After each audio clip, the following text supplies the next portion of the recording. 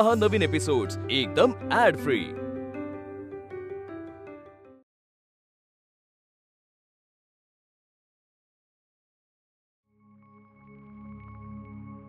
Mister Terry हाजिर हो।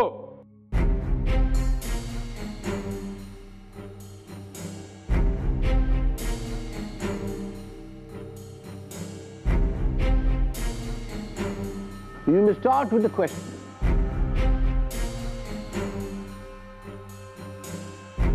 My lord.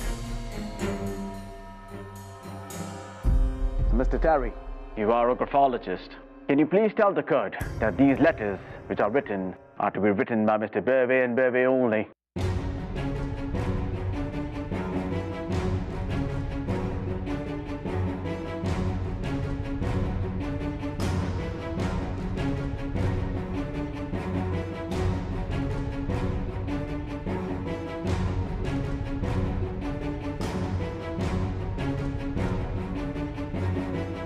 At first glance, this handwriting is likely to be Mr. Bervey.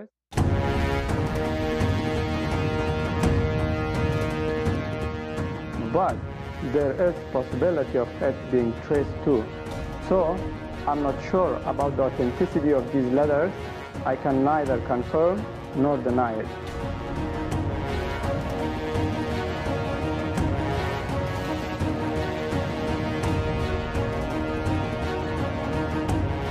Point to be noted, my lord.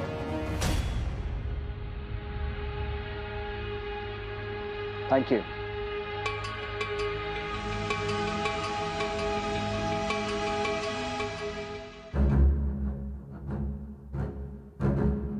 कर्जाचा डोंगर नुसता वाढतच चाललाय। काय करावं समजत नाहीये। हा खटला काही लवकर संपेल असं वाटत नाही बळवंतराव। मुसक्या बांधल्यासारखी परिस्थिती झाली आहे।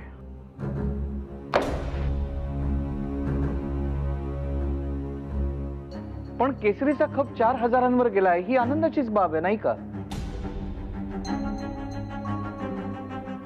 आपटे तुम्हाला काही बोलायचं नाही आज? आगरकर असो, आपण शास्त्री बुवांकडे जाऊया चला। त्यांच्याकडे जाऊन काहीतरी विचार विनिमय तरी करता येईल। त्या फोटो प्रकरणानंतर ते कार्यालयात आलेलेच नाहीत। ते आता असते तर किती आधार वाटला असता। पण मला खात्री आहे त्यांच्या या अशा परिस्थितीत सुद्धा ते काहीतरी मार्ग निश्चित काढतील। चला चला आगरकर। गुरुजी अशी ना काय रडतोयस का? शास्त्री बुवा, शास्त्री बुवांचे काय? अरे काही तब्येत कमी जास्त झाली आहे का? बोल ना घडा घडा। गुरुजी तुम्हाला तातडीने शास्त्री बुवांच्या घरी बोलवलंय। शास्त्री बुवांना देवाज्ञा झाली। काय?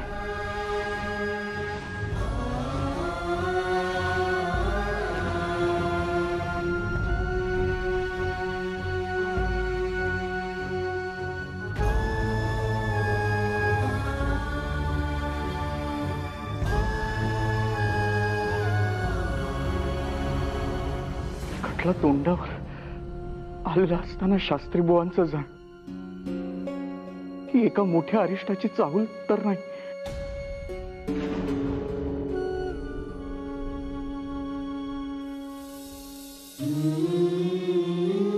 आपली शाळा, नवीन शाळा, इंग्रजी शाळा, न्यू इंग्लिश स्कूल ठरलं तर मग न्यू इंग्लिश स्कूल करायचं सुरू। फिरलं का? फिरले की तुमचा स्पर्श झाल्याखेरीज आपले वृत्तपत्र काही सुरू होणार नव्हते। म्हणजे एक दिवस कैलासवासी झाल्यावर मागे राहणारे लोक त्या फोटोची पूजा करायला सुरुवात करतील आणि एक नवीन रीत सुरू होईल। हो काय काय हो गोपाळराव, एवढं अभद्र बोलायची काही गरज आहे का?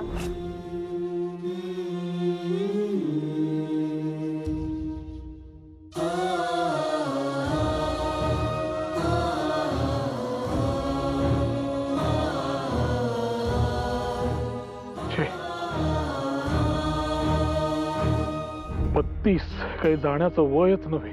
परमेश्वरा, कार्य असा निष्ठुर झालास. काल परवापर्यंत असे समोर बसलेले शास्त्री बुवा आता आजपासून आपल्यात नसणार.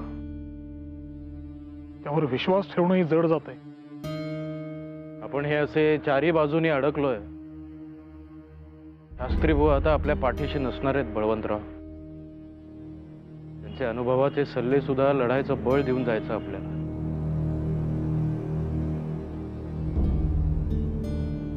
एक कधीही न भरणारी पोकळी निर्माण करून गेलेत शास्त्री बुवा. शिवाय शास्त्री बुवांनी विषप्राशन केलं अशी अफवा पसरली आणि त्या गोऱ्या सर्जननं शवविच्छेदन केल्याखेरीज अंत्यसंस्कार करता यायचे नाही अशी वावडी उठल्यामुळे काहीही भाषणे न करता अंत्यसंस्कार उरकावे लागले. आणि तसंही भाषण केलेलं फारसं काही त्यांना पटत नसेल. तरीही शोकसभा घ्यावी लागेलच आगरकर.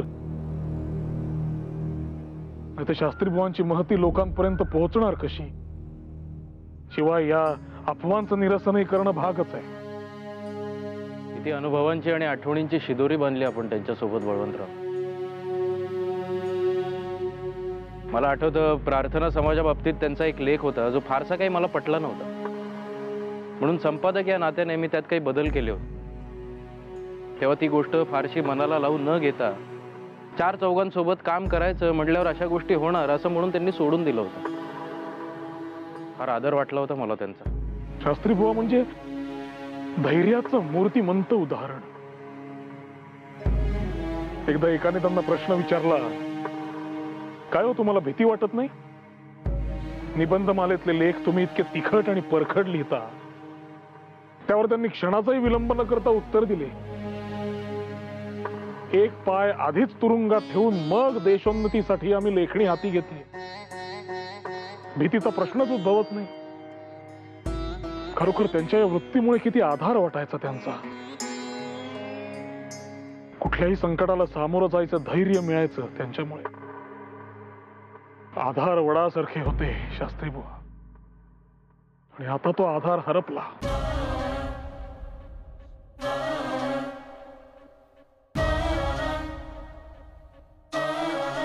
शास्त्री बुवा,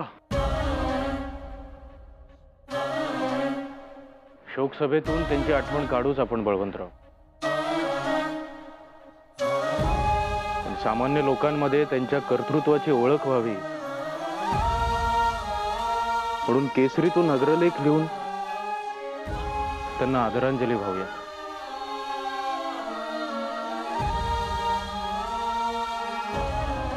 निष्ठुर मृत्यूने आमच्यापैकी आमचा वडील बंधू धर्मराज यमसदनास पाठवला. आमच्या बंधाचा ग्रंथमणीच हिरावला. मात्र हे दुःख पचवून आम्ही एकजुटीने उभे राहू. आम्ही एकवार मनाचा निश्चय करून देशोन्नतीसाठी झटण्याचा संकल्प केला होता, तो ढळू देणार नाही. सत्याचा कैवार घेऊन शुद्ध अंतःकरणाने लोकहितासाठी भांडणाऱ्यांना कोणत्याही प्रकारची धास्ती बाळगण्याचे कारण आहे असे आम्हाला वाटत नाही. असे असूनही प्रसंग आलाच तर त्याला तोंड देण्यास आम्ही कचरू अशी कोणीही शंका घेऊ नये. आमचे धैर्य आणि कार्यनिष्ठा पणास लावण्याची ही संधी आहे असे आम्ही मानतो.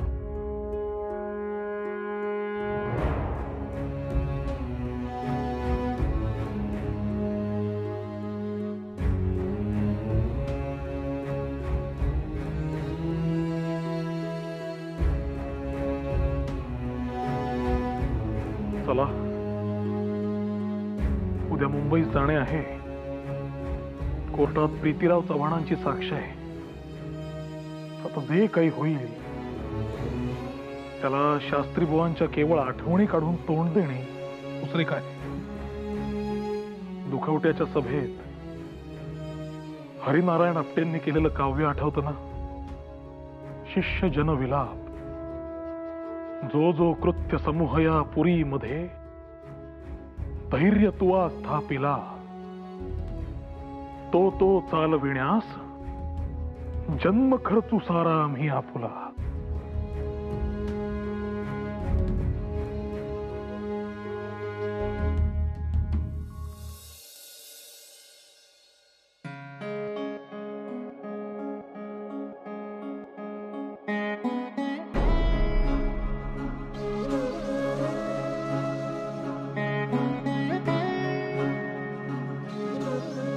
बाईसाहेब, दादासाहेब तुम्हाला भेटायला आले. त्यांना आत घेऊन या.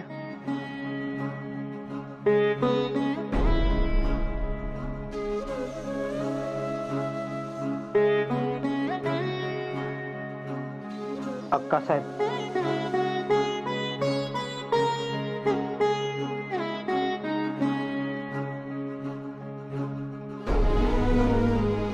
दादासाहेब, आज आम्ही आपली बहीण म्हणून तुमच्या समोर बोलतो. आमच्या बाळाचं आयुष्य आता सर्वस्वी तुमच्या हातात आहे. उद्या आपली कोर्टात साक्ष आहे. आपल्या साक्षीनं पारडं फिरेल आणि आमचं लेकरू कायमचं त्या छळातून मुक्त होऊन आमच्याकडे परते.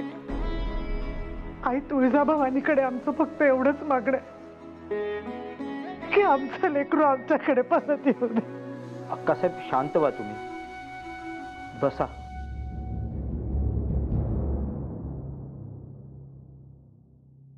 छत्रपतींचा महालात जो छळ होतोय तो काही आमच्यापासून लपून राहिला नाहीये. आमच्याही कानावर येऊ लागल्या आहेत काही गोष्टी. आमचे राजकारणामुळे हात बांधले गेले आहेत, पण आता पाणी डोक्यावर जाऊ लागलंय. स्वतःच्या लालसेपायी जर कोणी महाराजांचा जीव धोक्यात टाकणार असेल तर आम्ही गप्प बसणार नाही. आता समोर कुणी येऊ, आमची साक्ष सत्य तेच वदेल. तुम्ही काही काळजी करू नका. आणि महाराज आमचेही कोणीतरी लागतात ना. आमचं रक्ताचं नातं आहे त्यांच्याबरोबर. ते आम्ही पातळ होऊ देणार नाही. लवकरच छत्रपती महाराज तुमच्या बरोबर या वाड्यात आनंदाने राहतील. तुम्ही बघाच. असंच घडू दे, अगदी असंच घडू दे दादासाहेब. आपल्या तोंडून साक्षात तुळजाभवानी मधली असंच म्हणेन मी. आई लक्ष असू दे.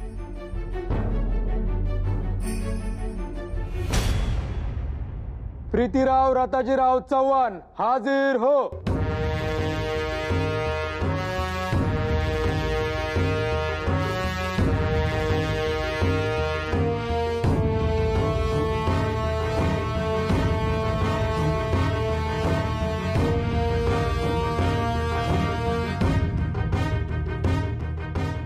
आपण छत्रपती महाराजांचे मामा ना? हो, म्हणजे त्यांच्या जन्मदात्या मातोश्री राधाबाई साहेब यांचे बंधू.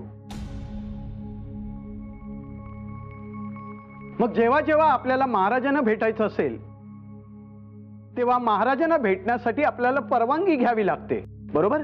हो. दिवाण बर्वे यांच्या परवानगी खेरीज मीच काय पण कुणीही महाराजांना भेटू शकत नाही. मग आपण मामा असल्यामुळे आपल्याला लगेचच परवानगी मिळत असेल? नाही. मलाच काय पण कुणालाच लगेचच परवानगी मिळत नाही. 5 ते 52 दिवसांचा काळ आजपर्यंत वेळोवेळी परवानगीसाठी घेतला गेला आहे.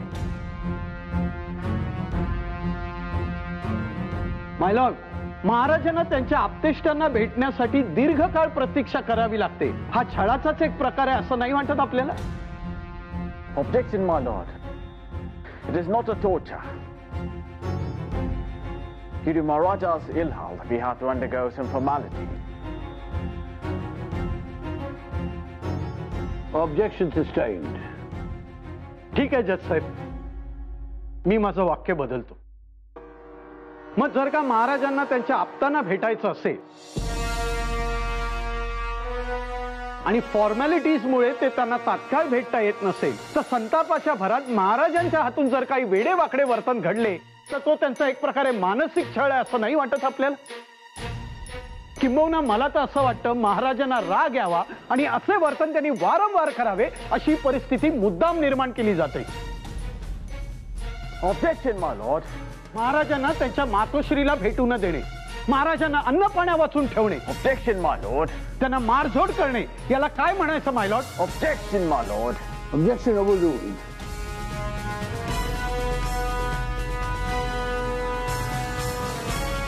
The matter you may proceed. My Lord, एखादी गोष्ट मनाविरुद्ध घडली तर संताप येणं आणि तो व्यक्त करणं हे स्वाभाविक आहे. त्यातून जर का एखाद्या व्यक्तीची मानसिक स्थिती थोडीशी नाजूक असेल तर त्याचं ते वागणं टोकाचं असू शकतं. परंतु त्या व्यक्तीच्या मानसिक स्थितीचा गैरफायदा घेऊन त्या व्यक्तीने ती कृती वारंवार करावी अशी परिस्थिती निर्माण करणं हे चुकीचं आहे. Do you want to question the witness anymore? No, my lord. You may proceed.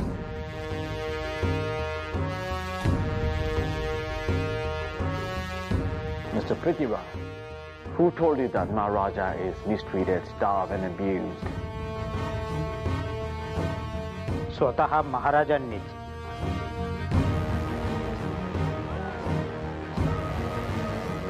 My lord, I don't want to ask any more questions to Prithviraj.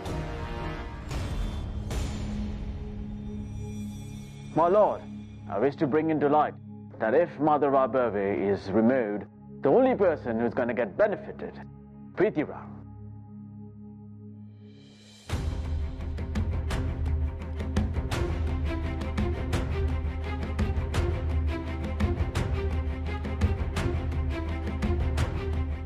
And hence, the witness is considered compromised. Objection my lord. फिर्यादीच्या वकिलांना साक्षीदारावर अविश्वास दाखवता येणार नाही.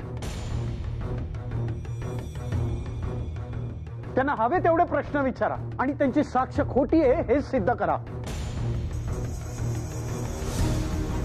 आपल्याला नेमकं काय म्हणायचंय हे जरा स्पष्ट केलं तर फार बरं होईल. My lord, there is no point in proving that this witness is honest or dishonest. After all the false accusations, the very first accusation was he is not allowed to meet his relatives. After their adoption, there is no legal relationship between Prithviraj and Maharaja. But still, he is permitted to meet him. That's the reason why I'm asking the court to dismiss this witness.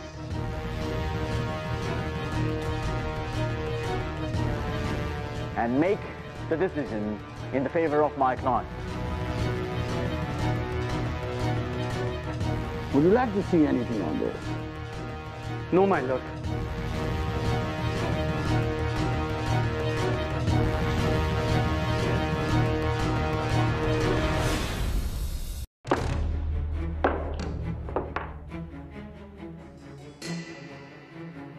Good. Very good. Both the parties have taken a very good decision of apologizing. And I assure you, you won't regret it. देवानेच तुम्हाला माफी मागण्याची सद्बुद्धी दिली असं समजा. राव बहादूर बर्वे यांच्यासमोर तुम्ही टेकू तरी शकणार होतात का? या आता तुम्ही.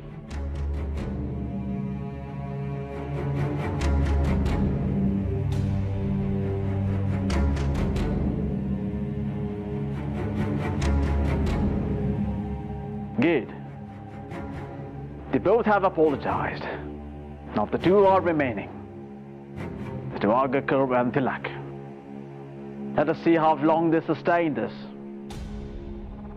Let's leave. बघा, मी म्हणलं नव्हतं ते अरुणोदय आणि महाराष्ट्र मित्रचे संपादक माफी मागणार आहेत म्हणून.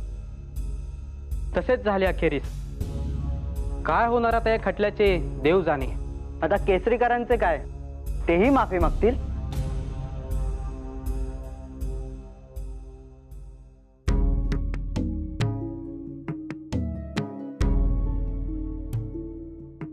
ज्या ज्या वृत्तपत्रांनी ही पत्र छापली, हे प्रकरण प्रसिद्ध केलं, त्यातल्या दोन्ही वृत्तपत्रांनी आता लेखी माफी कोर्टाला सादर केली. हा मोठाच धक्का आहे खरं तर.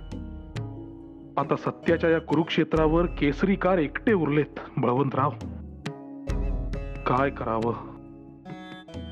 अट्टाहास सोडून देऊन इतर सल्ला देतात त्याप्रमाणे माफी मागावी का?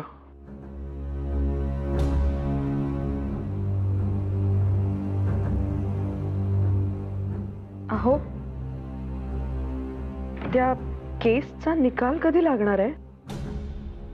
नाही म्हणजे महिना होऊन गेला आता खटला सुरू होऊन, म्हणून म्हटलं निकाल लागायचंय कधी. आणि कसं आहे, आम्ही दोघीच बायका असतो ना इथे, तुम्ही सतत मुंबईला जात असता, म्हणून म्हटलं कधी लागायचा निकाल, काही सांगितलं असतं तर. अहो काय विचारतीये? जज आहे का? कधी निकाल लागणार ते सांगायला? कोर्टाचे काम ते सरकारी काम लागायचं तेव्हा निकाल लागणार. काहीतरी बाळबोध प्रश्न विचारू नका. आणि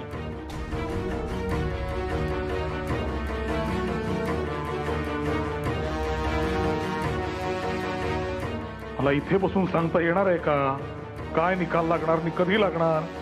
हे असे उभे राहून रडण्यात काय? भामे